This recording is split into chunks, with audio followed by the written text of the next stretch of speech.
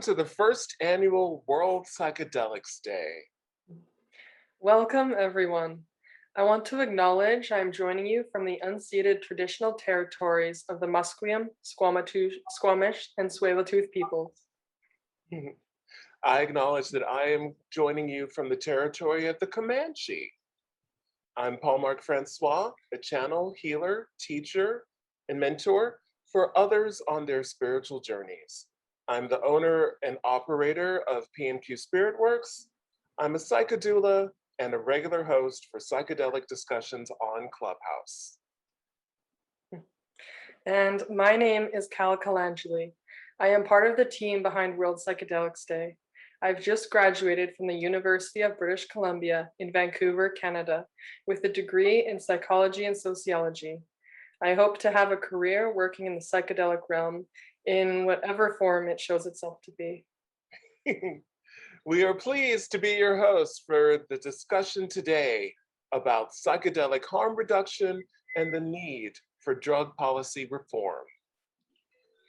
The International Psychedelics Awareness Foundation is a nonprofit organization welcoming collaborators and allies, upholding the values of sustainability, accessibility, diversity, and inclusivity.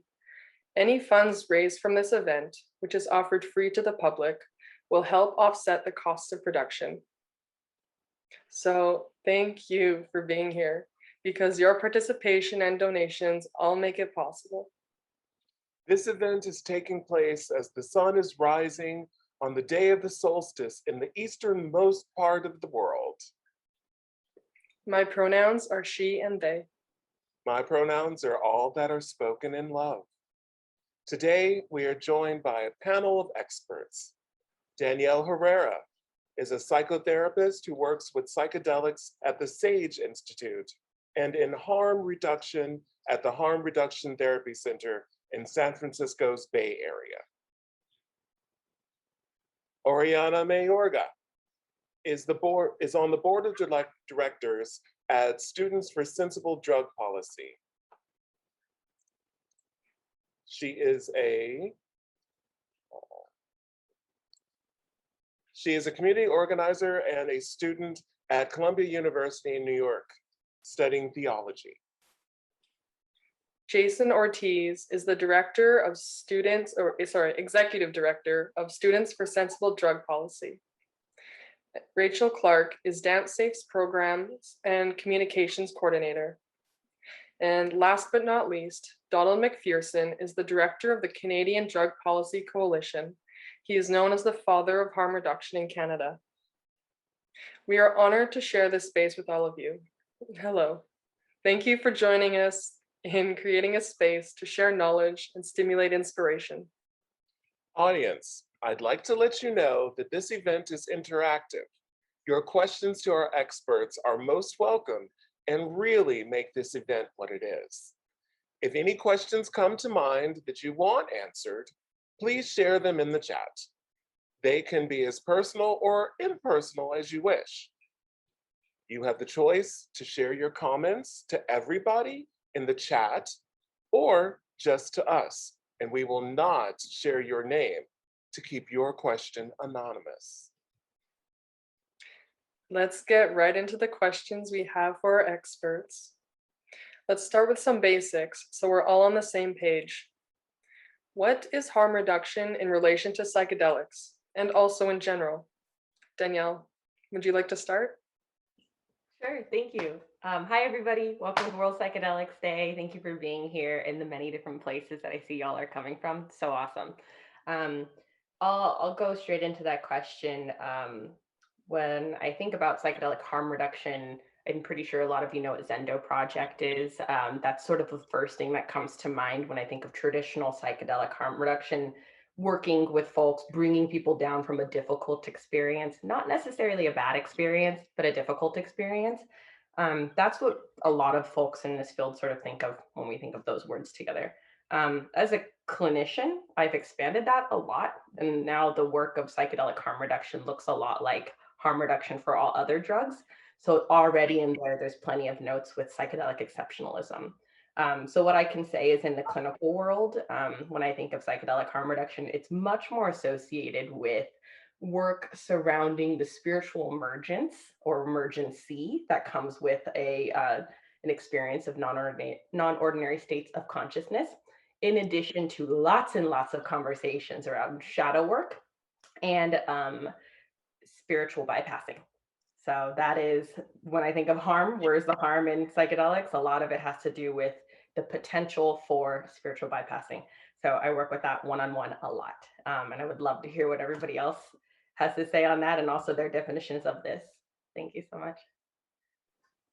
Wow, yeah, that's incredible. Would anyone else like to chime in? Yeah, I'm happy to hop in. Thank you for that, Danielle. I'm Oriana, she, her, ella. I'm located on Tiscueta land. And I'm going to use the definition of harm reduction that is part of the HRC's, the Harm Reduction Coalition's program called Spirit, Faith and Harm Reduction. And so they define harm reduction as a movement for social justice built on a belief in and respect for the rights of people who use drugs, and specifically harm reduction as a set of practical strategies and ideas aimed at reducing the negative consequences associated with drug use. So I really appreciate how, Danielle, you defined it as a clinician. I'm going to define it a little bit more as a movement builder, community organizer, anti-violence, activist and advocate. When I think about psychedelic harm reduction, I think about psychedelic not so much in the particulars of the substance being used, but sort of the psychedelic movement, and harm reduction being working with and collaborating with others in a way that we reduce the interpersonal and interpersonal harms that occur in movement work, so that we can do bigger, larger systemic structural work. So I'm not doing the classic Zendo dance safe sort of view of psychedelic harm reduction, but I'm pulling it more macro. And yeah, I'll leave it there. I'll just add quickly that we also got to start thinking of it in terms of policy. A lot of the laws we put in regarding psychedelic use or cultivation or sales have far-reaching consequences, and we have to make sure that all the policies we put in place have a lens of harm reduction as, is this going to increase harm to some communities if we pass this? What happens if somebody that's not supportive gets a hold of an institution that we created? So for me, someone that focuses on laws quite a bit, like the direct impact of folks getting arrested, it's about reminding all the folks that are really excited about the beauty of psychedelics and what it can bring, that we can't rush the policies and forget the collateral impacts, because we could end up recriminalizing certain communities if we don't do it correctly. And organizations and groups like young people are going to bear the brunt of those mistakes. And so we've seen what happens if we do rush policy in other factors and other sectors and other industries. And so for us, it's also sometimes putting the brakes on things and saying, like, let's talk this through. Let's make sure every stakeholder has had a chance to say what this will do to their communities, so that we don't increase the harm that we're creating into the situation. So I just want to also ground it in the policies. The specific words we choose to use have very far-reaching impacts. Absolutely. I have a follow-up question from the audience directed to Danielle. And what is spiritual bypassing for those who don't know? Oh, sure. So spiritual bypassing is the tendency to use spiritual ideas or practices to sidestep or avoid unresolved emotional wounds or psychological issues or unfinished developmental tasks. So I could give a couple examples. What I see a lot in my practice is after somebody has had a really powerful, beautiful, incredible psychedelic experience, there can be a tendency to sort of have these okay, I'll use some quotes. It's sort of like everything's fine, it's all one, we don't need to do anything, everything, it's all love, it's all love. So it's folks are then, once internalizing that and not working through some of the material that's underneath it, may have the tendency to not feel responsible for some of the harms that are still within the community, or some of the responsibilities that are still in their hands as an individual and as a person in the field or in the psychedelic community. So working with that really tenderly, because it's both really critical that people come to this point with their medicine use, but then also acknowledging like where there are places where that is both true and also where we are still responsible. Does that make sense? Yeah, absolutely. Thanks, y'all. I'm happy to answer more or follow up. Awesome. So, Donald, you developed the 4 pillars of harm reduction. Can you tell us what those are and how that work has grown recently? Yeah, and it's really interesting for me to be here. I feel like a next gen too, but the next gen to get out of the way, because I come from an experience of micrometer like incrementalist change in drug policy, and I think things are rapidly accelerating, and it's amazing to see the work that's going on um, across the world right now with next gen. Um, the 4 pillars really was one of those incremental changes, trying to get into the language and the lexicon harm reduction that was under fire, as most countries have had a 3-pillar drugs policy: prevention, treatment, and policing or enforcement. So the 4 pillars was really a Trojan horse for bringing harm reduction into a respectable sort of place with as a key element in any approach to a drug strategy. So that was the 90s were about in Vancouver, was really trying to move harm reduction into a place where it was seen as something that should be in any response to substance use in the country. And so in terms of harm reduction, I all of everything that I've heard is absolutely wonderful. I am much more focused on, as a policy person, on the harms of policy. I think most harms are a result of our drug policies, and harm reduction at the front line is about primarily or based on relationships and relational work, building relationships, connecting, deepening relationships, and taking it from there with people who are using all sorts of substances. Thank you. Rachel, what does psychedelic harm reduction mean to Dance Safe? And does Dance Safe work within those 4 pillars? Well, first of all, I want to acknowledge a couple of things. The first being that I'm currently on unceded Yuchi and Cherokee land, and the second being that today is Juneteenth. And I think that these are really important things to acknowledge when having a conversation about harm reduction as a concept, um, especially through the lens of what I've been thinking about a lot recently with psychedelics in particular, is that the harm reduction that I see happening right now is all about the policy, and the actual like practical actionable advice and guidance is in the realm of risk reduction and benefit maximization. So that's been kind of a cultural shift I've been witnessing recently. And I think that as far as Dance Safe falls within these things, our lens is predominantly through the like informed consent side of things. So if you cannot consent to what you are doing knowingly, then it is no longer a consensual experience.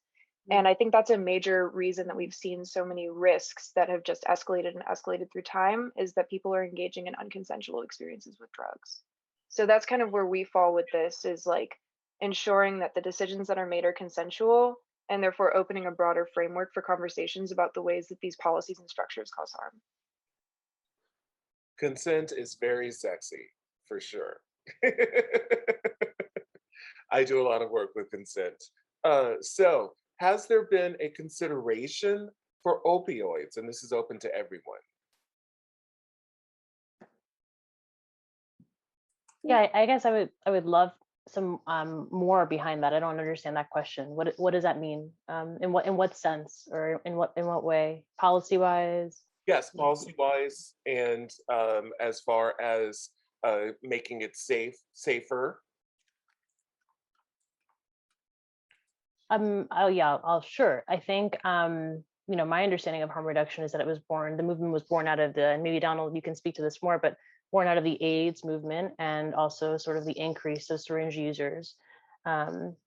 And so there's a lot of work done being, policy wise, so that we can ensure that folks that are not just using psychedelics are also not being criminalized for their use. Yeah, I'll leave it there. Yeah, there's a tremendous, in Canada, there's a tremendous focus on harm reduction with the toxic drug market. And again, it's primarily a policy, the policies of prohibition that have created this toxic drug supply that have and that has been taken over by synthetic or opioids. So we are turning ourselves inside out, trying to figure out how to move governments to establish a safe supply of substances so people can access safe supply, decriminalize, and access pharmaceutical equivalents. And that's beginning to emerge in Canada. That's one of the innovations, but it's still within a prescription model, and which limits access to people. And they have to be very literate about the system. They have to find doctors. They have to convince doctors to prescribe substances to them. So for us, it's dominating the screen. I mean, psychedelics are, there's stuff happening there too, but this is a absolute catastrophic failure of our drug policy in Canada. Over 80% of the tens of thousands of people dying, they're fentanyl related and benzo related deaths. So for us, it's a sort of in British Columbia, where I actually on the lands, the unceded territories of the Coast Salish, the Musqueam, Squamish, and Tsleil-Waututh peoples. A public health emergency was declared in 2016, but there has not been a commensurate emergency response. So we're very much in the grips of trying to. That, I guess that's why I'm sort of thinking of. There are no half measures that we. Harm reduction has been an incremental creep as well. Travel outside an urban center and try and find harm reduction. So there's no half measures that are going to fix this. Everything is rearranging the chairs on the deck of a sinking drug policy. So we need to move it very quickly to decriminalization done appropriately, as well as legal regulation. So that's what's emerging in Canada. Decrim is trending, but people are also realizing that some sort of legal regulation of currently illegal drugs has to take place. It's not whether to, it's how to.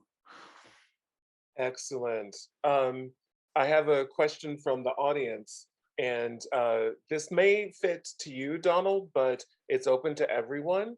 Would anyone like to talk about the works or the contributions of the late Alan Marlatt as a pioneer in the field of harm reduction? I only know that that's a true statement. I don't know Alan, but I have certainly heard a lot about him. Okay. Anyone else? I guess I was just curious, Donald, if you just going back on what you're opening with. I thought I heard you mention a framing around like toxic drugs, but I was wondering if you could elaborate what you meant by that. The unknown composition of the drug. So, I mean, people are purchasing fentanyl because that's what they want to use, but they have no notion of how strong the drugs are. So in that sense, they're toxic, but they're also, feel that the illegal market by and large has produced a lot of messed up drugs over the years and with all sorts of toxins in them.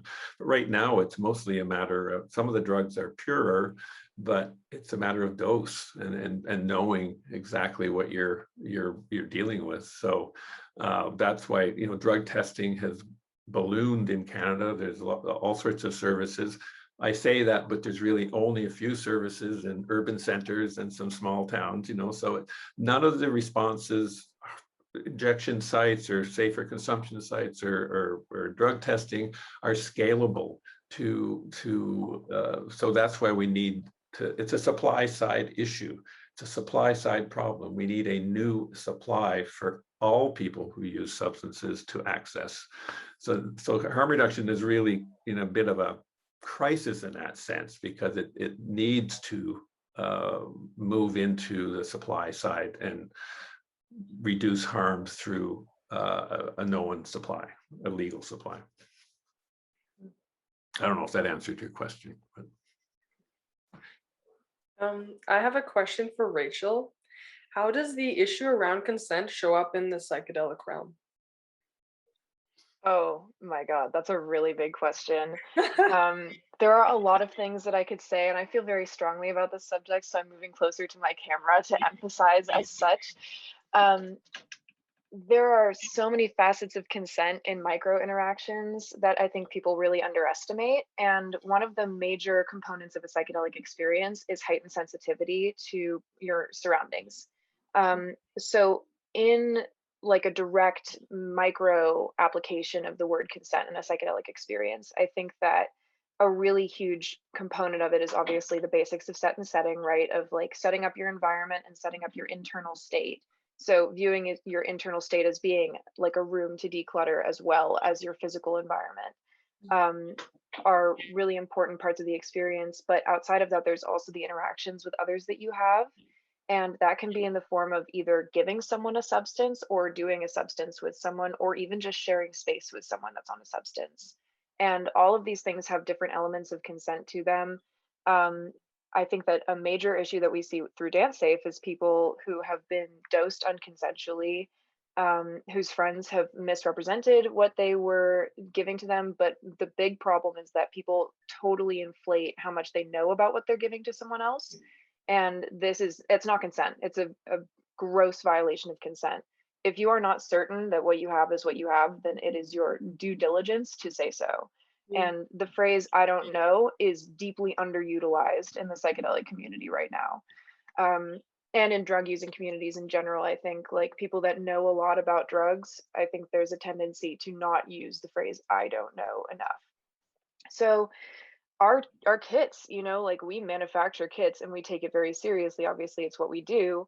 But even when using a reagent kit, you cannot completely know what is in your substance. And people sometimes know that fact and still do not disclose accurately because they want someone else to do their drugs with them. I've witnessed this a lot personally on the ground at shows of people being like, yes, like do my ketamine with me, or like, yes, do this tab with me. It seemed kind of funky last time, but we don't really have to talk about it now. We can talk about it later and say, oh, this is wild, we're still tripping. And those things do happen.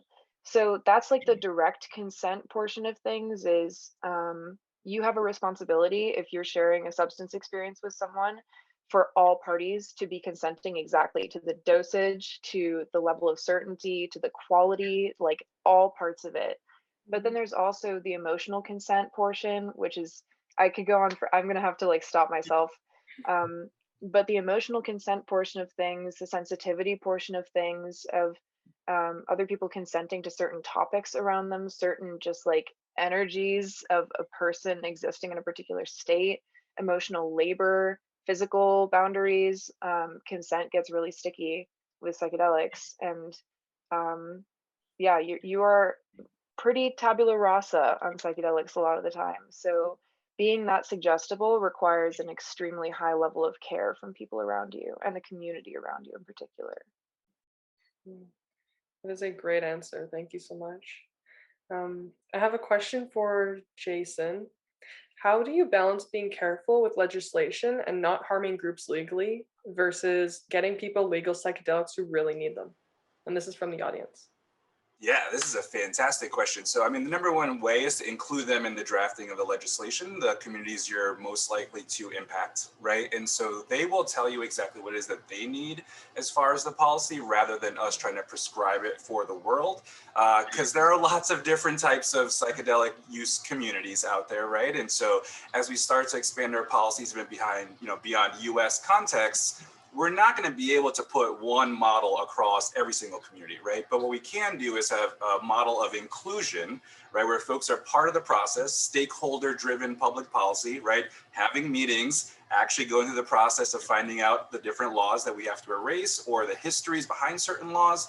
You know, I was fortunate enough that here in Connecticut, we very recently, you know, began the process of legalizing cannabis, and in the process of drafting the legislation for that, we brought in the Pequot tribe, the Massachusetts Pequots, that is the tribe that owns a pretty major casino in Connecticut, to determine how they wanted to participate in the cannabis industry. And so their participation shaped the legislation. We all learned a lot about autonomy and sovereignty and what is actually, you know, ancestral knowledge and what we can share and what we shouldn't share, because, you know, a tremendous amount of the intellectual property around both cannabis and psychedelics were developed by ancient communities and indigenous communities well before any of us were on this planet.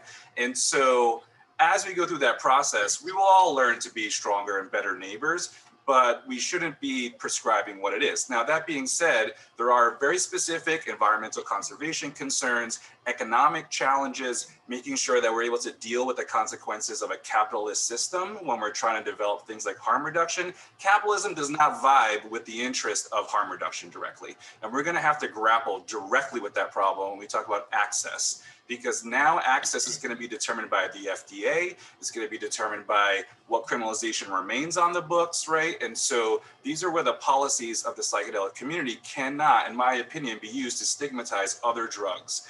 As we have these conversations, the idea of harm reduction, generally speaking, is we want to reduce the negative impacts in our communities of these interactions.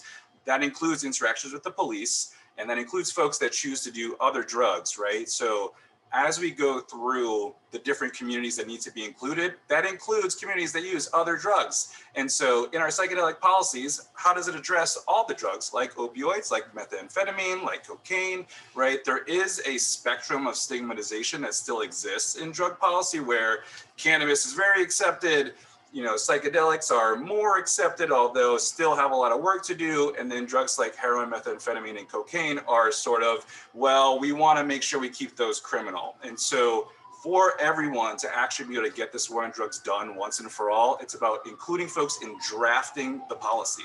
So that way we're not fighting with each other over bad policy. So, Oriana, Danielle, are there specific concerns around safety and harm reduction for people of color in the movement? Yeah, Mel, I'll tackle the structural systemic thing, and maybe Danielle, if you want, you can speak on that sort of micro clinical work that you do. You know, and I think maybe Rachel and actually Danielle may know this more accurately, but I only know of 2 organizations that I know of that are doing psychedelic harm reduction work in our movement that I know of, and or that are very highly visible. There's no Black staff.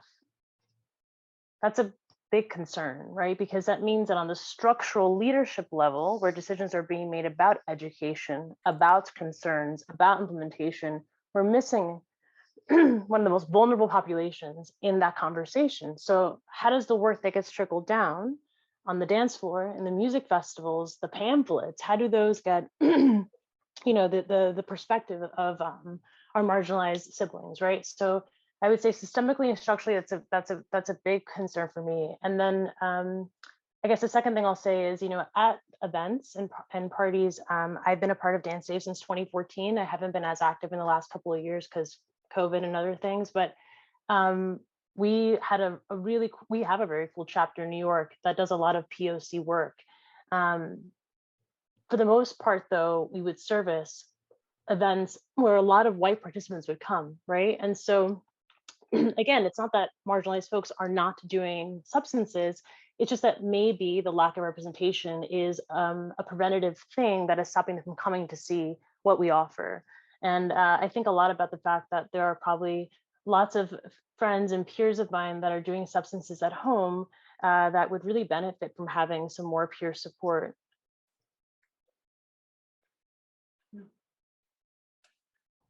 Sorry, trying to do the microphone thing. Hi.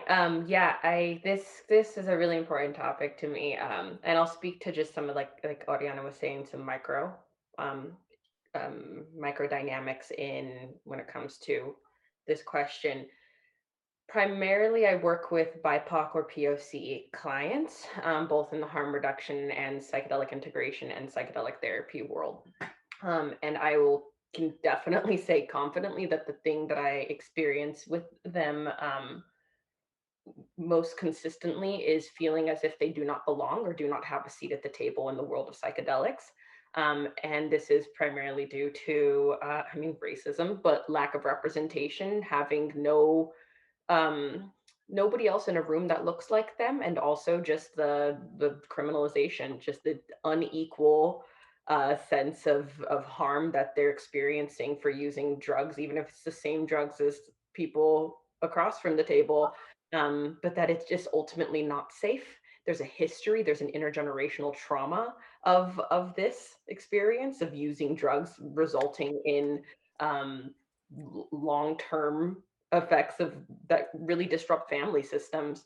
Lack of education is happening. There's also access, right? I'm thinking of, or even like I'm thinking of like a lot of the differences in stories that I hear from, say, some of my white clients who their first psychedelic experiences were in college and they would roam around the campus and they were just having a great old time, and cops were whatever there, but they already knew because they're just hippies, it's fine. And then my black clients who were terrified if they even had like anything near the vicinity of them that could be associated with drug use, even if it was psychedelics. And so it's just two different worlds.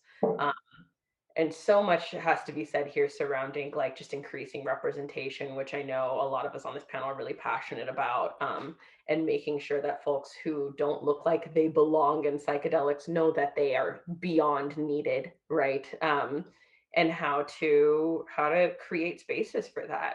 And making those spaces is going to be uncomfortable. It's going to be as unsettling as settling is and of itself, but we're going to do it. We're going to do it. Yeah, a big part of that is the criminalization portion, because people who are darker, people who look like me, are afraid of anything that can get them into the system. And so there is that thing where there's a privileged portion, and then we are left, for something minor, where another person who looks differently may get a slap on the wrist and maybe 30 days probation, where we end up with 10 years. So there is something there to unpack for sure. So also, we are putting some information for the Fireside Project in the chat. And that is something, do any of the panelists have access or know anything about the Fireside Project? No. Okay. I mean, So, I definitely do the psychedelic peer support line, right?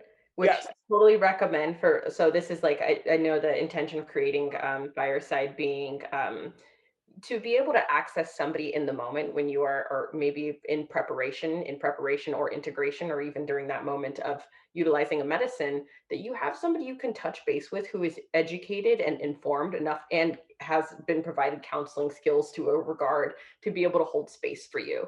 And that's a huge resource to access, especially when something like psychedelic psychotherapy integration is not accessible to you, because it's not accessible to most people, right? So yeah. Great. So you can access that, and it's going to be in the chat, but firesideproject.org, and there is a number, 62 Fireside is the number. 62 Fireside. I know that. I shouldn't have to read it. I know that. 62 Fireside. So 623-473-7433. All right.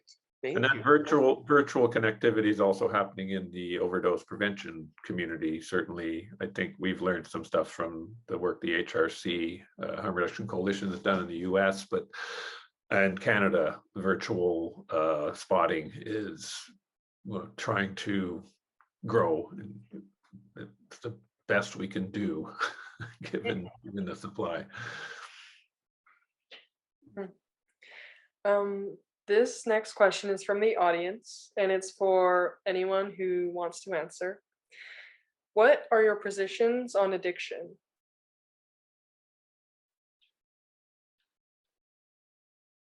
I gave you these loaded questions. Everyone unmutes at once. Feel Right. free. Well, a lot of people who use are not necessarily addicts. So how do we differentiate? Anyone? I think it's a problematic concept, and there's a spectrum of use from beneficial to harmful, and degrees of harmful and degrees of negative relationships with substances. And what gets me right now in Canada is that people who are against harm reduction, who are against legal regulation, see the overdose or toxic drug toxicity crisis as an addiction crisis. It's not an addiction crisis. It's a supply side toxic drug market. It's a market crisis. If the illegal market could cough up wonderful pure drugs for everybody, we would be having a different discussion. And maybe that was back in the day. Maybe it was that way. I don't know. Anyways, the addiction, there are so many theories of addiction that are emerging. I think that's a discourse, a discussion that's really important, but it's not the NIDA definition of addiction, a brain disease. I love that, Donald. I'm going to follow up there. Yeah, addiction is totally a problematic concept. As an addiction specialist therapist,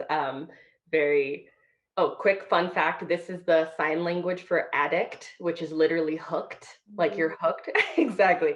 And yeah, it's gross. It's gross, right? So here's one of the problems with addiction. A relationship, it really helps to look at a relationship with a drug as exactly that.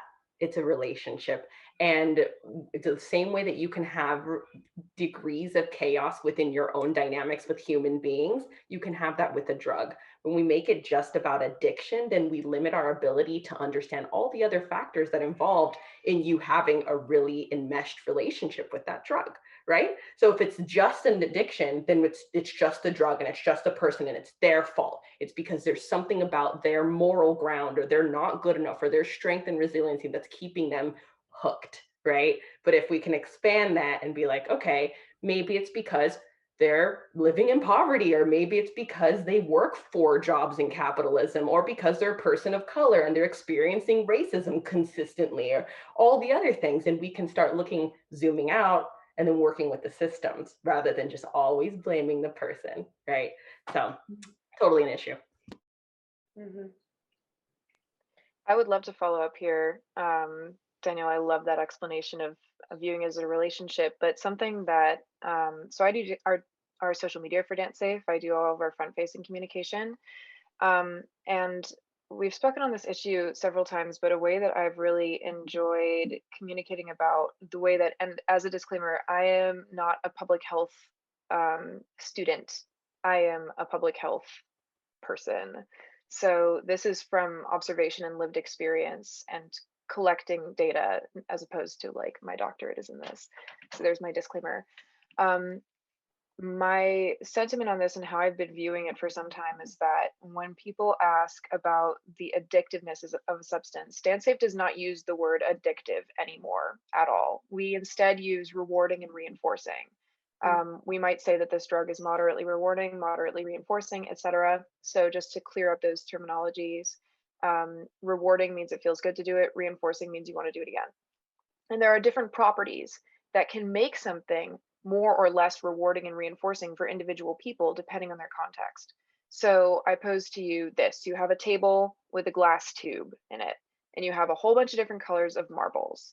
So let's say that someone comes up to me and they say, I want to do heroin. What's my risk level? I would say, okay, how are you doing the heroin? And they would say, well, I want to smoke it. And I would say, instead of doing it orally, okay, we're going to add a couple marbles to that tube for you. And then I would say, have you done it before? If they said, no, I have not done it before. Okay, a couple more marbles in the tube for you because you don't know how your body will react to a new substance. You have to do an allergy test, et cetera, et cetera. You can collect their history. Do you have a family or personal history of mental illness? Do you have childhood trauma? Are you currently in therapy? How's your housing situation? Domestic violence, person of color? Like all of these things, adding marbles to the tube.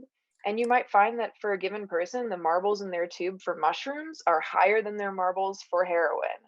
And that's completely dependent on the individual. So, the way that I view it now for addiction as a concept is that it is more dependent on the contextual information that informs what makes something rewarding and reinforcing for that person than anything about the nature of the substance itself. Yes, there are drugs that have a higher LD50, like or lower LD50, which is, chance of death. Yes, there are drugs that are more directly toxic to your organs. Yes, there are drugs that have the potential to change dopaminergic signaling to make it so that you are more sensitized to the reward of that substance. Those are baseline marbles in the tube, but how many more marbles get added on top of that is what really decides whether or not that drug for you is going to be rewarding and reinforcing. So that's just how I've been conceptualizing it, and I hope that's helpful. Oh, thank you so much. So, Jason, Dr. Carl Hart talks about psychedelic exceptionalism and how we shouldn't judge others for the kinds of substances that they use. Not everyone using opioids is addicted to them, nor do we know their story, as Rachel was talking about how they got there. What are your thoughts on that? So this idea of psychedelic exceptionalism actually comes from a critique of the psychedelic movement, right? That folks are positioning psychedelics, you'll say things like LSD, MDMA, and psilocybin-rich mushrooms as being safer and more moral than synthetic compounds, say heroin, methamphetamine, or crack cocaine. And so this is coming out of, I believe, our community grappling with the very specific details of legislation and how to get things passed, and how a public response to different types of possible policies can be more or less difficult of conversations to have. And so as SSDP, we are here to end the war on all drugs, and that includes psychedelics, but it also includes the more stigmatized drugs. So we do immediately say we are in the interest of ending the war on all drugs, 100%. And that no drug as a compound is more or less moral or ethical than any other. How folks end up in negative repetitive behaviors with certain compounds is largely due as coping mechanisms to their environment. So somebody's mindset and setting can be wildly different depending on where they're in, what kind of resources are available to them, the amount of support from their community that they're in, and that has a larger predictor on having a repetitive relationship with drugs than the compound itself. So what we see is the war on drugs is the largest input of violence and harm into our communities of any of the other conversations. And so the faster we can completely end that approach for everyone, the better we will be. Now, there are legitimate fears about the role of capitalism and big pharma, right? That I think a lot of the folks that want to push a very plant-based or as they would describe it, plant-based medicine approach first, is that the commercialization of certain substances will have negative consequences. And this isn't 100% untrue. I don't think it's the most strategic or effective way to frame how we're gonna end the war on drugs. But if you look at the cannabis industry, we are dealing with commercialization, pushing back on equity programs. And so we were lucky enough, or I shouldn't say lucky, people of color put in the work to create communities where we could start to develop our own policies and push them forward. And I was fortunate enough to be a part of it, and will continue to help create that space in the psychedelic space. But we didn't have to create that because the companies were nice to us and they wanted to help people of color get in the business. No, they were actively pushing us out, and they are actively recriminalizing certain things. The fact that we still have to fight with the industry over home grow is a classic example. So those concerns are valid. What we can't do, though, is in an effort to address those concerns, use the same drug war stigma that the prohibitionists have used this whole time, right? And say, well, these particular ones make sense to me because in my current cultural context, I've been allowed to engage with this, but the other ones I don't understand, still criminal. This is where the psychedelic exceptionalism critique, in my opinion, is based. for the last 10 years or so of being in the drug policy movement, I've found is most of the time these concerns have some truth to them, but it's the interpersonal politics and connection of working through the differences that create a lot of the real big rifts in the community, right? And so it's one thing to say, I prefer this substance, and it's another thing to say, somebody else is immoral or the enemy because they prefer a different one. And that is where we're going with the psychedelic exceptionalism, that natural plant medicines are more moral or ethical or deserve differential treatment to the other drugs as far as legality and criminality go. So as SSDP, and the war on all of our communities is really what this is about. The various compounds, if you want to address what I believe is, folks that have difficult relationships with drugs, it's the environment that has to change, not the particular compound. There is some argument though around access and toxicity, but I do think we are missing the larger set and setting conversation of the socio-cultural setting that we are in. If that doesn't change, there will be very few opportunities for safe drug use because society isn't safe. So as we go through this process, we're going to really have to reckon with that, right? And reckon with capitalism and what it has done in an outside drug space. As we know, people can have negative relationships with things that aren't drugs, right? And there are all kinds of socio-political reasons of why those things happen, being verbally abusive to folks or sexual issues that aren't necessarily drug related. Now, though, as the people trying to solve a lot of these problems, we have to grapple with it in very explicit detail because we're going to be proposing the solutions. And so I think moving forward, we have to start looking at what actually works, what hasn't worked, and the cannabis industry is giving us a lot of examples of what to avoid. That being said, it needs to come from folks that are working on directly on the ground, folks that have been, personally affected by these issues. And the longer we let any corporation write policy about our communities, we are going down the wrong path. So I do think that concern we should take in stride, but also know that we don't have to throw certain communities under the bus to liberate others, right? As long as we remain there, I think we'll get to a good place.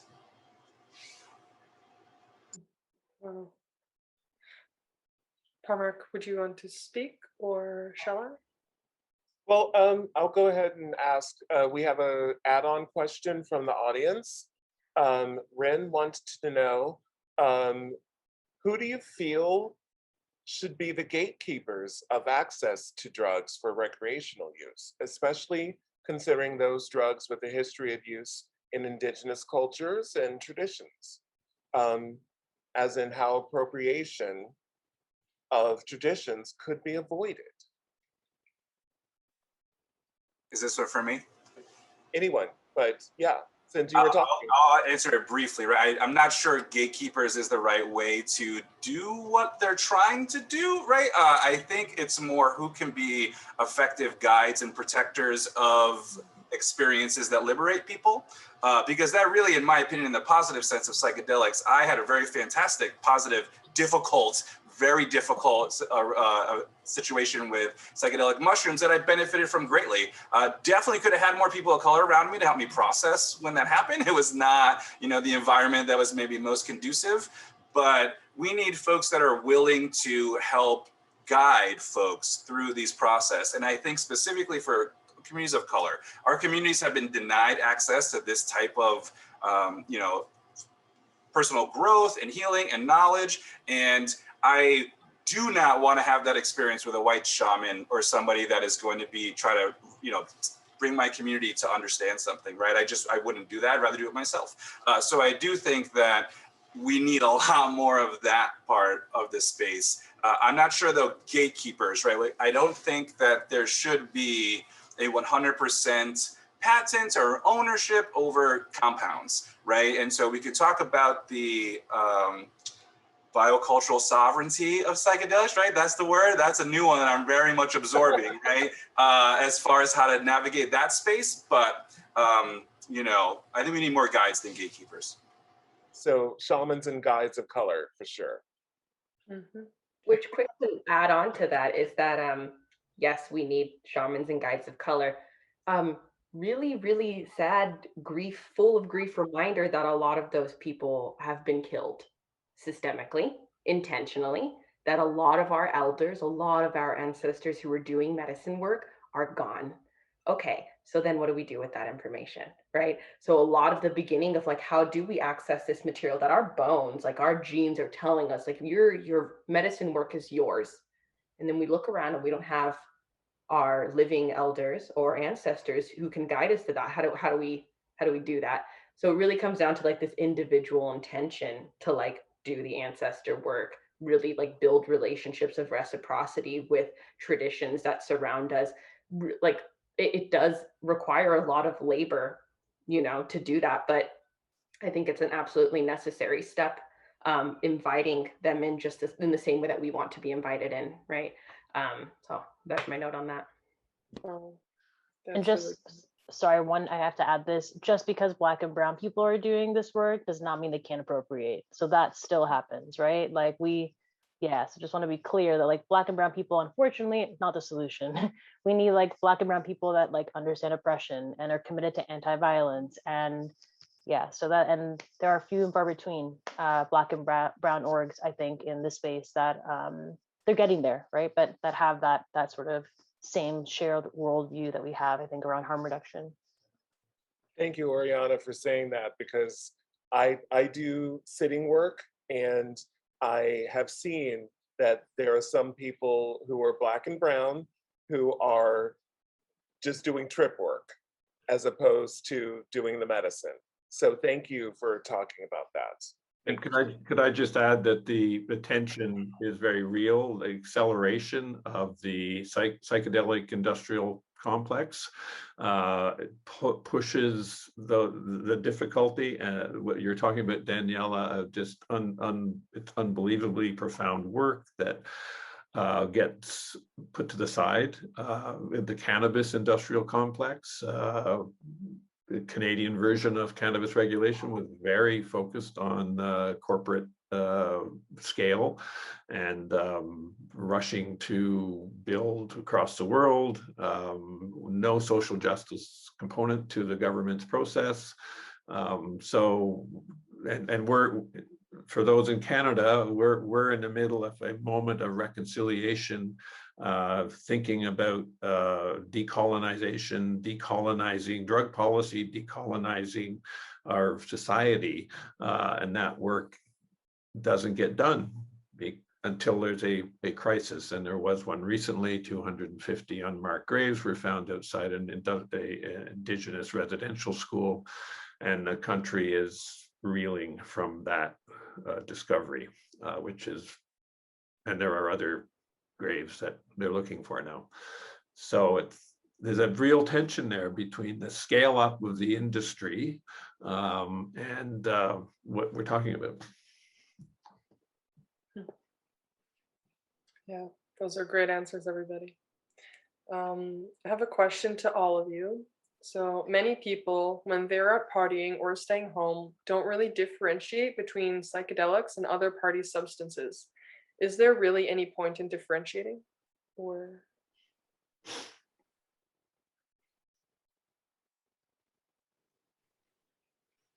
Yeah, again, I I don't know what that means, only because like when I party with everything. I don't know what that means. Like I don't understand the framework of that. But like, is there a point in differentiating in the sense of you want to know what you're doing, right? Like, yeah, you want to know what you're doing. I want to know if I'm doing blow or if I'm doing ketamine. Totally different experiences. Not the end of the world if you swap, but you know, like they're different experiences. So in that sense, yes, but I don't know, you know, how much it, again, like what Jason was saying, right, about psychedelic exceptionalism, right? I value my psychedelic substances as much as I value my naxoprosium, how do you pronounce it? Naxoprosium sodium, my Aleve. Like my Aleve is my favorite thing in the entire world. Every time I'm in pain, it is the most amazing thing in the entire world. So I don't know. I'll leave it there. See what Jason says. I'll just make a pitch for like citizen scientists, right? Like I think there should always be curiosity about the actual chemical pathways that you're activating in your body, and we should learn about them, right? And like, no, sometimes you want some, sometimes you don't, right? Like if I'm going to run a marathon or I'm going to compete in a chess tournament, I may want different things for my breakfast, right? But I think in the party sense, being very curious, looking things up immediately. What is that word? What did you just say? What is that? Oh, that's a cathinone, right? Or whatever it may be, is going to make your party experiences much more interesting, right? And having folks talk about the various compounds that are available at this party. So I think there's the like for your personal benefit sense, but also that in community, we should have a higher standard of like, if someone brings something in that we say, no, but really, what is that? Like, I want to know. And that way folks can make their own decisions, but we want to have some communal protection of each other for folks that maybe aren't so quick to ask questions, or maybe a little bit easier to be peer pressure to certain things, that we at least are asking questions, right? But for me personally, I just adopt a very curious attitude to everything, and it helps me fully understand what I'm doing at any given time. I think that is a good way to look at dealing with substances. I would love to add to this because I think that I might be reading it through a slightly different lens, or like I wanted to try and understand this question through a different lens. And I'm thinking maybe the question was more geared towards should people be putting psychedelics in a separate category from their other party drugs, possibly as an interpretation of that. And I've heard a lot of people say that. I've definitely met a lot of people who have kind of like had their pendulum swing super far to saying psychedelics are like the sacred thing, and you have to always do them with like grand intention and like divinity. And the fact of the matter is that drug use is drug use. And again, the risk and benefit maximization for a given individual is going to be different depending on their context as a person. And respecting the differences in context between different people means respecting the ways that they choose to engage in substance use, so long as the ways that they're engaging in substance use do not cause harm to communities, cultures, or other people. So when considering, like, for instance, I've certainly talked to people who have actively said people do mushrooms at shows and it's so disrespectful. And, you know, that is a question that I don't feel qualified to speak on in many ways. Like, it's not my choice to say if that is disrespectful.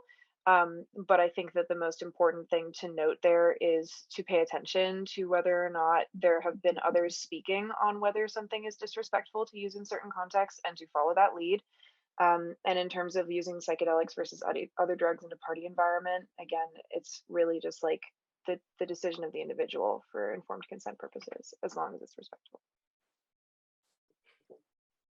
Yeah, that is a great answer. Thank you. Anyone else want to chime in? Cool. Paul Mark? Okay. So I want to do a couple of plugs. We have a panel on Indigenous sovereignty and psychoactive plants tomorrow at World Psychedelics Day. So please join in for that. And I also want to let you guys know that there is an ancestor project. So please look that up. And for those people who are BIPOC or interested in BIPOC work, please follow at Psychedelic People of Color on Instagram. And there's going to be a lot of work there and a lot of support there. So that's something that everybody should be looking at. And again, I think those are going to be added to the chat, and look in the chat for links to some of the other things that we're talking about. And yes, the links are going to be in the chat. Also, Rin wanted to add to his question, or to their question. Sorry about gatekeepers. I meant more in the regulated legal market context.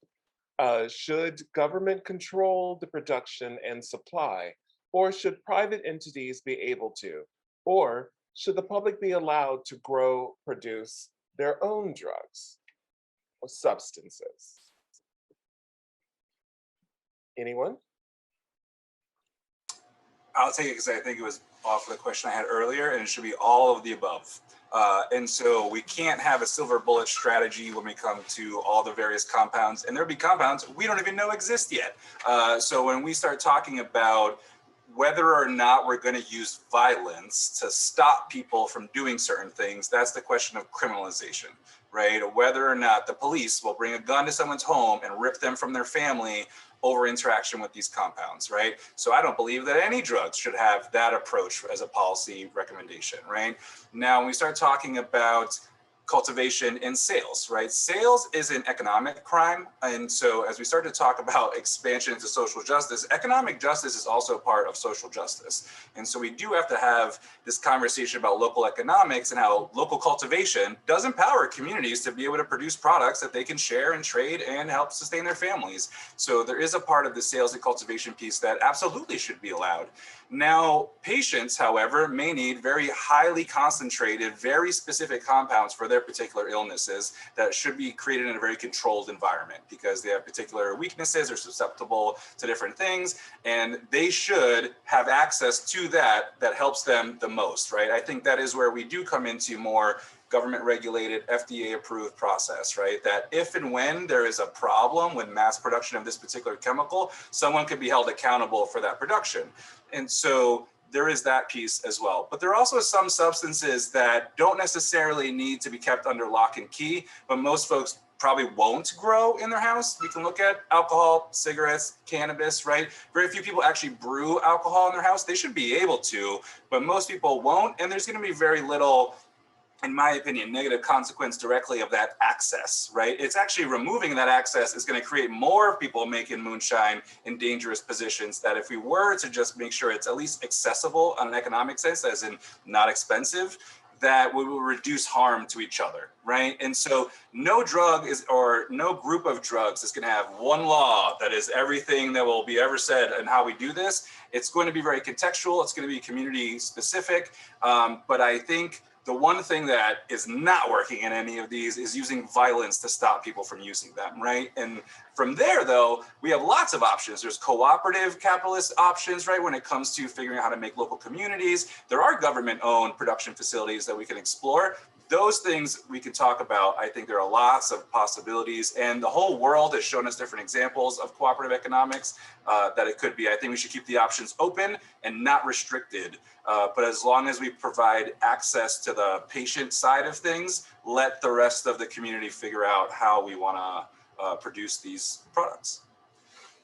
Thank you, Jason. Oriana, can you talk a bit about the work that Students for Sensible Drug Policy is doing for the psychedelic pipeline? Yes, yes. Very excitedly too, because in many ways, I mean, SSDP, we're kind of here because of the work that has been done with the pipeline, specifically. So our Director of Drug Education, Vilmarie Praguada Naurlock, is the director of this pipeline, which launched in 2019. And so we're actually in our second iteration right now. And every time I read this in like the handbook that we have, I'm always just like amazed that this is literally, our pipeline is literally the first formal pathway for young people to be connected with other psychedelic professionals in the movement, which really is quite fascinating. And so we have a pairing of mentors and mentees. Mentees have to apply. They have to be SSDP members. They do not need to be students. They can be individuals who start their own ambassador chapters, for example, which is kind of like a community chapter, for example, and or alumni. And they get paired up with folks who have been doing this work for a while. And in the psychedelic sort of science movement, the most formalized careers right now are either in research or in therapy. Obviously, there are other things that are coming. I certainly am doing divinity work, and that's just like a whole other thing of how you bring spiritual care with psychedelics. But the pipeline is partially funded. We're hoping to get fully funded. And if we are fully funded, then ideally we will be helping formalized trainings to happen for our members and helping folks pair up with different clinics that are doing this work. It's really, really exciting. I encourage every and anyone to apply, especially young folks. There's also no age in which I think that you can't use a mentor. I'm almost 30 and I'm still craving and waiting for a woman of color mentor in the movement. So yeah, I will put the link in our chat, and it is free. So there is an application process. It's a little lengthy, but if you get in You're there for a year, and then basically you meet with your mentor once a month. That's it for 10 months. And it is the need and the desire for this program has been, we've seen it just be like really increase in the last year. So if you're someone that feels, this is my personal encouragement, but if you feel like you could mentor someone, do it. I mentor someone and actually also want mentorship. You can be both. You can be a mentee and a mentor. So yeah, definitely for anyone interested in psychedelics, I would encourage you to apply. That's great. Thank you. We have a question from the audience.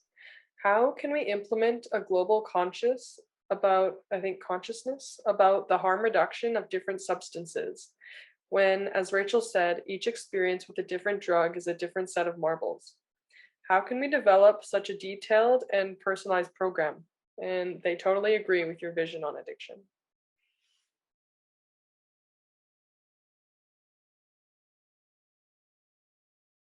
To be clear, is this question directed at me or is this a more general question? General. Anyone who wants to shoot, go ahead. I guess, Sure. go ahead. Oh, go ahead, Danielle. Mine's just a real quick thing, which was just that since we were talking about it as a relationship, if it's a relational experience with you and drugs and or people in your life who are using drugs, it may be helpful to work with them from that lens. So this is again a plug for therapy, and also just a plug for connecting with community. There's a lot of integration groups and community like psychedelic societies to work with that relational aspect. So that's where I would say we can really start. So, speaking from more the community organizing sphere, watching people interface with these substances and watching people interface with their own relationships with substances and how that, like the microcosm of the self with substances expanding to the microcosm of other substances with other substances expanding to the macrocosm of me and other people and substances to communities and planet and ecosystem with substances.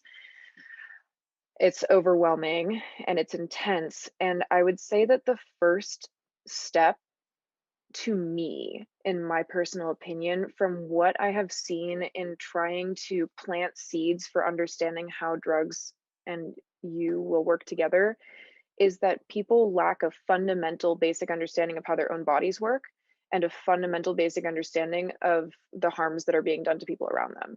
And those two things together mean that it's very difficult to engage in like real drug education without people having a basic understanding of systemic racism and bodily autonomy.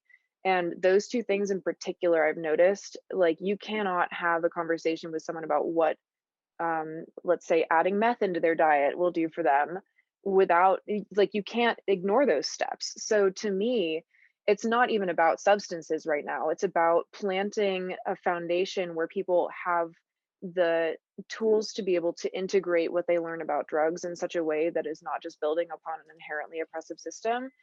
And that is the only way really to like add bodily autonomy in a sense where people can make informed decisions, not just based on how a drug works, but on how a drug will interact with them and in their environment. I don't know if that got a little bit nebulous, but I think the point there is that something that I think we're really missing in terms of creating like a global understanding of how individual contexts are impacted by drugs is making sure that people know what the problems are in the world that need to be addressed and expanding access to education, because knowledge is privilege. Like having the knowledge to know that a drug is dangerous for you is privilege inherently.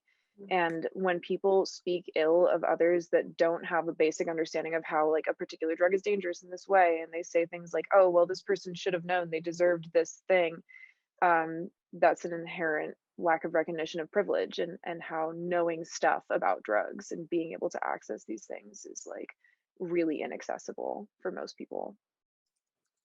Yeah, wow. That would be amazing, what you've just described. It's a global literacy. It reminds me of Paulo Freire's work in Brazil and literacy work and understanding context, individuals. Can you write that down?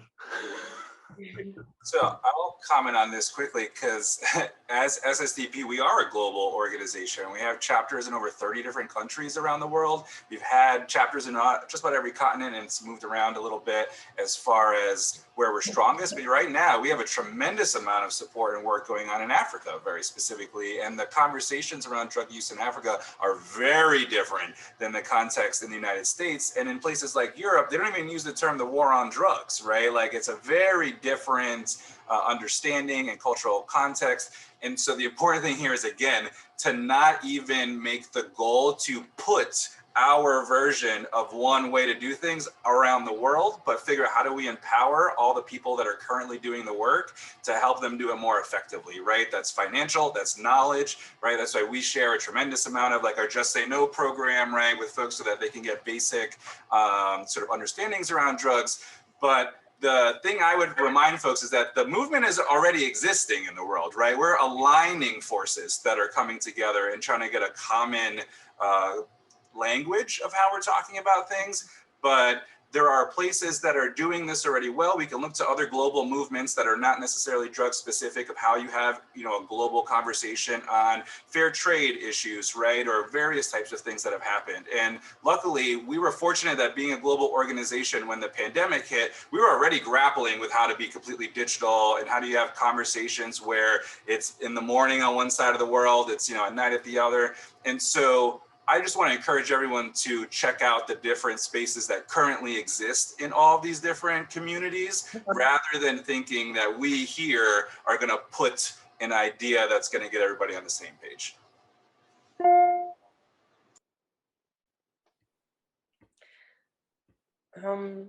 Okay, we have how much time left? About 15 minutes. So we're gonna ask a couple more questions and then finish with final thoughts from all of the panelists. So I think that would be really great. Yeah, let's go. Danielle, you also do harm reduction psychotherapy and psychedelic psychotherapy.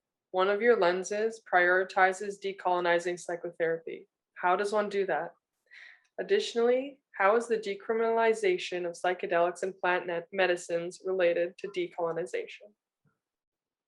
Yeah, thank you. So any or space. So I recognize in that response is exactly how I'm feeling. Anything I say is literally like a drop in 1,000 planets oceans. So I'll start with that. So yes, I am very, very passionate about the growing, the new field of decolonizing psychotherapy, specifically decolonizing psychedelic psychotherapy, with the caveat here that nothing can ever actually be decolonized. So it's a verb, and it's not a metaphor. So where do I begin with this? Basically, okay, so here we'll start it with sort of the story. And actually, maybe Paul Mark, I kind of get the sense from you, understand this whole idea, the whole okay. So when people go to healers prior to Western medicine, they would specifically look for the largest structures in society, which were at the time places of worship, right? They were spiritual centers. All of that shifted when our institutions and our academia, places of academia, became the most important structures in society. Now their banks, Salesforce is much taller than any of our places of worship. What that meant is that people who identified as healers had to start shifting, evolving into different forms of healers, and hide underneath these cloaks. And a lot of us now are doing that. So I can speak from my personal experience of being somebody who is a licensed marriage and family therapist with my master's in psychology of counseling. All of these letters are just ultimately me being a spiritual healer in hiding. It's my lineage of medicine work, but the only accessible place to do this on colonized land is psychotherapist, right? So maybe my clients don't necessarily know that, right? But eventually they find out, or they know that they have access to different forms of practice that may be non-traditional. And that's what decolonizing psychotherapy is about, right? It's taking what we've learned from schools and kind of shaking it all up and recognizing that if we continue, Audre Lorde, the master's tools will never dismantle the master's house. right? So if we continue to practice in the way that we are taught, we are only perpetuating colonialism, which is perpetuating the very reason why clients are coming to therapy and to begin with, trauma, because trauma is the byproduct of capitalism, which is birthed, and white supremacy, which is birthed from colonialism. So it's all, this is all like messy because it's a really hard topic to talk about in just like a snippet. But ultimately, if I were to say, how do we actually do the practice of decolonizing psychotherapy? If you're a client, if you're looking for a psychotherapist, talk about it, ask for it, work with it with your therapist. If you're a therapist or anybody else who's interested in this topic, it starts with your own psyche. So there's a podcast on, I think, the Holistic Life Navigation podcast that kind of goes into this. I think it's called Decolonizing Your Psyche or Decolonizing Your Mind. Listen to that, and ultimately taking this to your own therapist or to your own healers, whatever those healers may be, and just doing your own ancestral trauma work.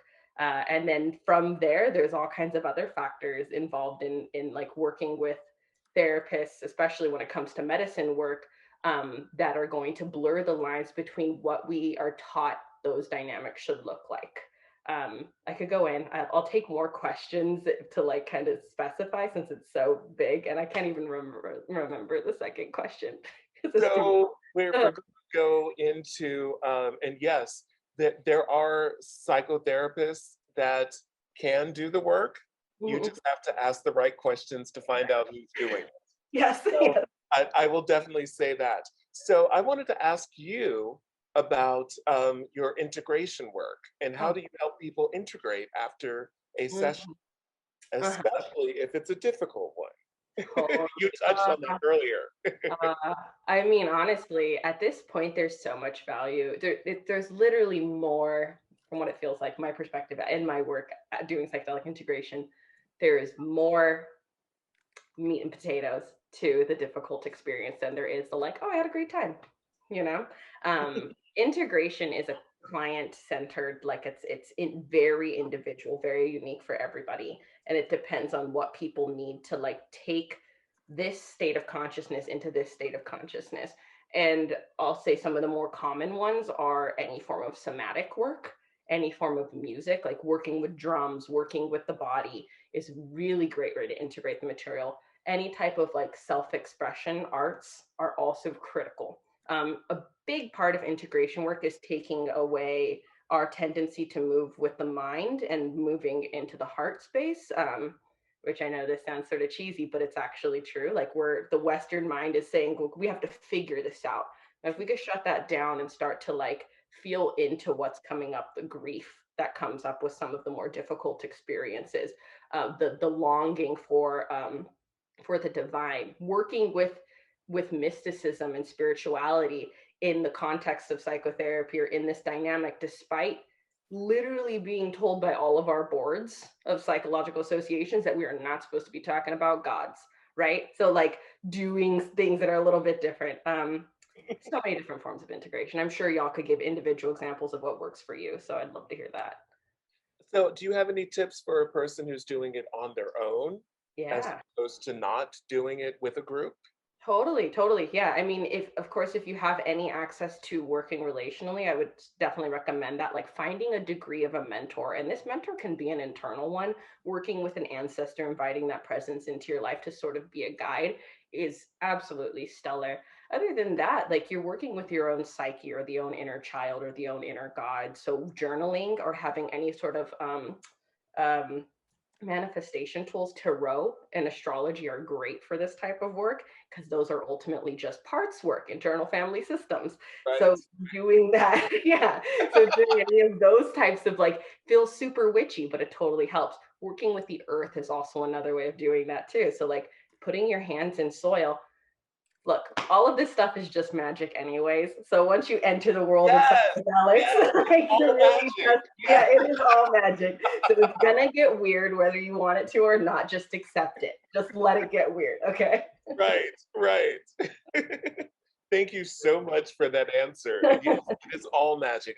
I tell my clients that all the time. It is. You get it. Thank you so much. Oh, okay, so Cal? I thought you were asking the last question on drug policy. Okay, so is there anything, um, so we're talking about legalization versus decriminalization. So is there a difference, and how do you all see that? So is there a way that you can define that, or how do you define that separately? And which is more important, the legalization or the decriminalization? Two parts. I'm gonna actually like push this to Jason, because Jason recently, we argue about this all the time, and recently there was a breakthrough. Like recently I heard him and I was like, okay, fine, that makes sense. Like it makes sense. So like the decrim part, right? Like the decrim as a step to legalization. So maybe if you're down to share that. Sure, and I will start by saying I am not a lawyer. I just play one in meetings a lot, and that these terms, while they have like technical meanings, the use in policy work is probably more important. And so for me, decriminalization is the removal of criminal codes, right? So in a municipality, in a state, in a federal government, any law that says if you do X, you will go to jail, the more that we can erase that law from our books is decriminalizing that particular type of substance or activity, right? And so there are lots of laws on the books and lots of things that aren't technically laws, housing codes, parenting, regulations, things around employment and drug testing, right? That aren't like criminal codes that I would also consider, decriminalization as decarcerating, right, society. So the more we can do that, the more that everyone is living in a freer world, and there's less likely that anyone will have interactions with the criminal justice system, as everyone knows on this. Not even an arrest, just an interaction with a police officer can end in someone losing their life, right? So literally eliminating the interactions with the criminal justice system in society. So if I had to quantify if my campaign was decriminalization and if it was effective, was how many laws did you erase from the books that people could get harassed over, right?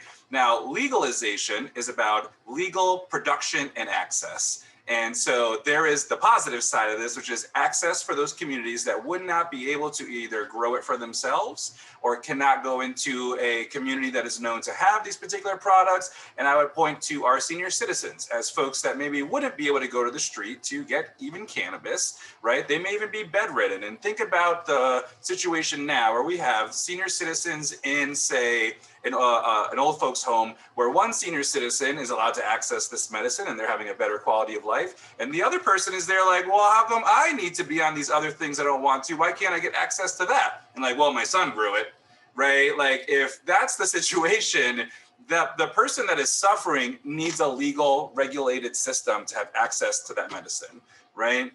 So on the positive side, legal access ensures that disproportionately impacted communities, those that don't have the ability to sort of engage in social purchasing of drugs, will be able to do that. Things like delivery can happen in a legal regulated market, right? Folks can bring those drugs to those folks. Now, what happens though in the United States, I'll say it's a little cultural specific context, right? Is that the moment that there is any money to be made over a particular activity, we will see the influx of capital investment to dominate and patent and or control that market.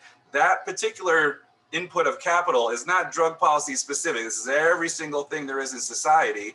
And so it will also poison our ability to engage in commerce with each other on this, right? So the dark side of legalization is they will use that expanded wealth to recriminalize the folks that we were decriminalizing. So for example, we talk about cannabis regulations. Yeah, it is legal in a lot of places. However, without a license, you can still go to jail. The big cannabis companies will push for those laws to continue to be the case. And so while some people are able to make billions and billions of dollars selling thousands and thousands of pounds of cannabis, it still remains a felony to even sell 2 grams in Connecticut, right? And so we do have to reckon with, while legalization has some consequences, it is not a law that is put on the books outside of the context of the history of the United States, right? So we have to think those policies through.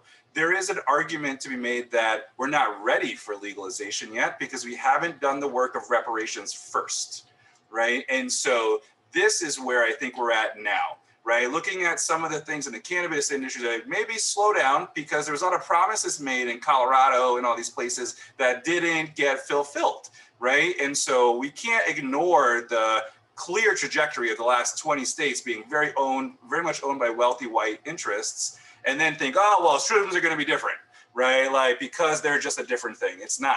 Capitalism is going to going to affect psychedelics as well. And so as we journey into the legalization beyond decrim, I think just about everybody agrees with decrim, even like in their heart, they think that we shouldn't be locking folks up for this. So let's do that part, right? And like keep pushing and make sure everywhere gets there, right?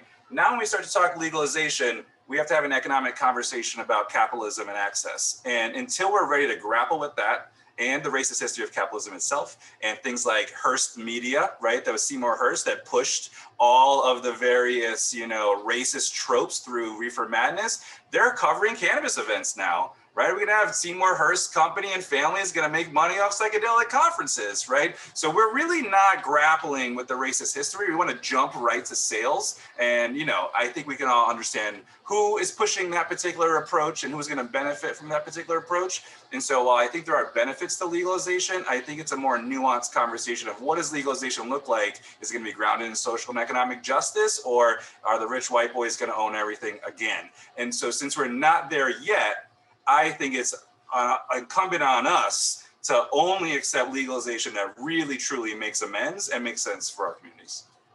Can I just add one thing since we only have 3 minutes?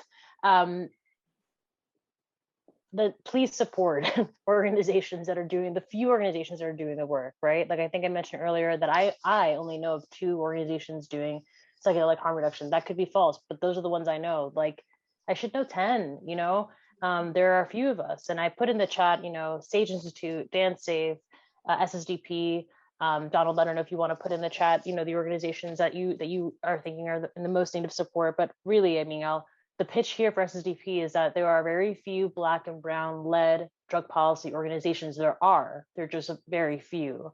And so for folks who are listening to this, to end the war on drugs, it requires that we are able to do this in a way that we're both not burnt out and also nourished. Absolutely, thank you. Yeah, I just want to add, Jason, then you're left with a bridge. You need a bridge to get to legalization because decriminalization doesn't affect. It leaves a market that's very dangerous out there, and this is all drugs, not just psychedelics. So that's the conundrum we're in, trying to get a clean supply of drugs to people in the context of emerging support for decriminalization. Legal regulation could happen sooner than later, and I hear you. The dangers are very real in terms of corporate capture and all of this stuff. But in Canada, anyways, the supply is so deadly and unknown and strong that we need an intermediary solution, and we need it now while we work out some of that other stuff. So I see another hand up. Sorry. Rachel, want to go ahead? Sorry, yeah, I know that we're out of time. I just want to add one quick thing about this, which is that efforts to decriminalize need to also include efforts to decriminalize paraphernalia and drug checking materials, because that serves as a major intermediary step, and people often neglect to think about that, because once we have like heavy access to drug checking materials, that will reduce the risk of the supply, but we also need to be able to fund outreach teams that can teach people how to use these things correctly. A lot of people have no idea how to use fence strips correctly. A lot of people dilute them way too much or not enough and get false positives and false negatives. So it's not enough to just hand stuff out on the street, but having it decriminalized is really important, because in many states it's a felony to possess like fentanyl strip tests and reagent kits.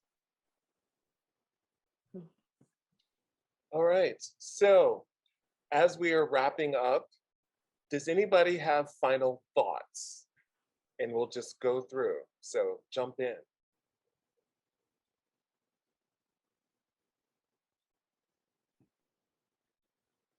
Donald? Oh. Um, there's an urgency from my perspective to do this work, and I'm very heartened by the people on this panel, and I'm sure in the room.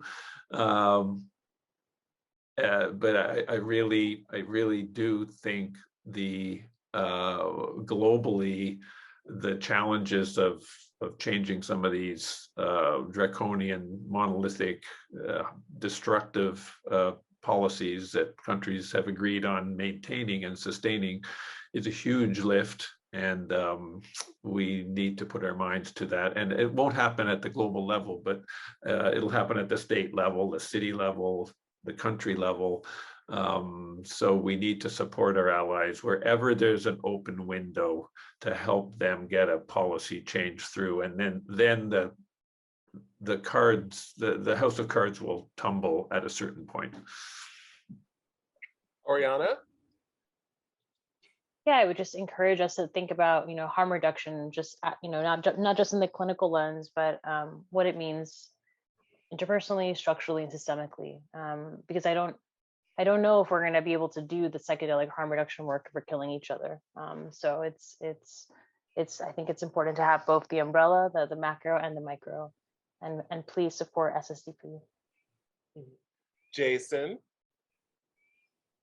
Yeah, I'll just say if there are any youth in the audience or folks that have young people or students that want to really get more involved and get trained on how you change drug policies, definitely join us at ssdp.org. But I will also invite everyone. I think Donald is really on the right path here with the bridge idea, right? Because I do think that is what we should all come together to start talking about how we build it. What are the bricks or the wood that it's going to take to build that bridge?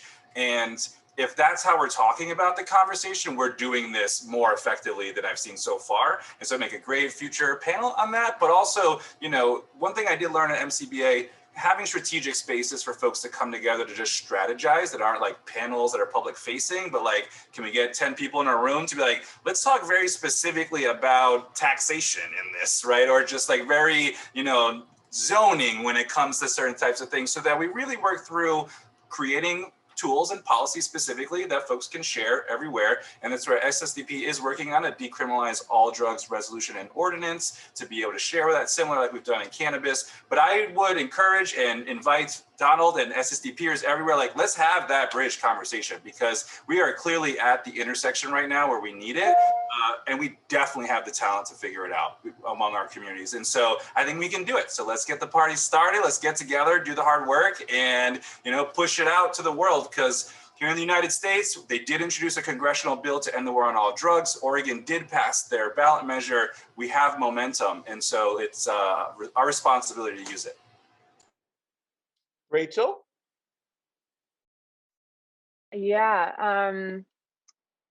I have so much to say. I'll condense it. I think that if there's any one takeaway message that I can leave, it's always that, again, I want to reiterate the power of saying what you don't know and admitting to what you don't know is major in these spaces, but also being like, keeping in mind that we're working towards the same goal, hopefully, collectively. Like, there is a goal to be accomplished here, and admitting wrongdoing and admitting like faults in that process of accomplishing that goal is like an essential part of the process. And that includes saying, I was like, on the smallest scale, like, I was wrong about what that drug did. Like, I told you information that was incorrect about how that drug worked. I'm sorry. Just stuff like that. And also not to discredit the power of the community educator. I think that a lot of people here have a lot more experience with like systems than I do. And since I work in smaller systems, I just really want to like say that the ripple effect is really underestimated, and that you yourself being a hub of knowledge is like truly impactful in ways that people really underestimate. So like, know as much as you can, and share that where you can. And before we go to Danielle, I want to say good news. This discussion will be available on the World Psychedelics Day website tomorrow, and forever. So this is going to be accessible, and this conversation will be available. And this is an important conversation that we have had here, and thank you all for being here. And Danielle, we'd love to hear your final thoughts. Final thoughts are really just a big ditto to everything everybody else said. And yeah, just pretty much that. Take care of each other, stay in line with your integrity, do the work is really what I'm getting here. Do the work, whatever that looks like for you, just do the work. Okay. We need you so bad. We need you here to just keep doing that work. All right. Thank you so much, everybody, and happy first annual World Psychedelics Day. Right. Danielle, I see you.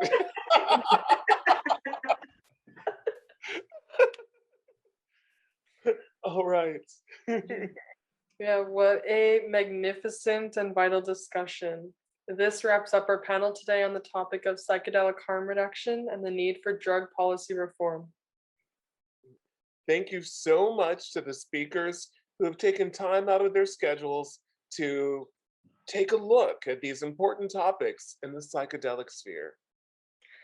Thank you to all of the sponsors of World Psychedelics Day and to everyone that has contributed to make this happen. You will be able to watch this discussion again on our Hay Summit. See the links on the WPD website. Also, please check out all the discussions tomorrow on June 20th that are available for free until the end of the 21st. We look forward to seeing you tomorrow on World Psychedelics Day. And for everybody, happy World Psychedelics Day. Yay. And Juneteenth as well. Yes, and Juneteenth. That's because and tomorrow, the 21st of June is National Indigenous Peoples Day in Canada. And so I believe that we should acknowledge that and just raise awareness about it. And yeah, because it's quite important. And I don't think many people know about it. So yes. Thank you. And I want to say a special thank you to my co-host, Cal. Oh. Good job. Yeah, it's my first thing. Hello. Yeah, thank you, everybody. That was a blast.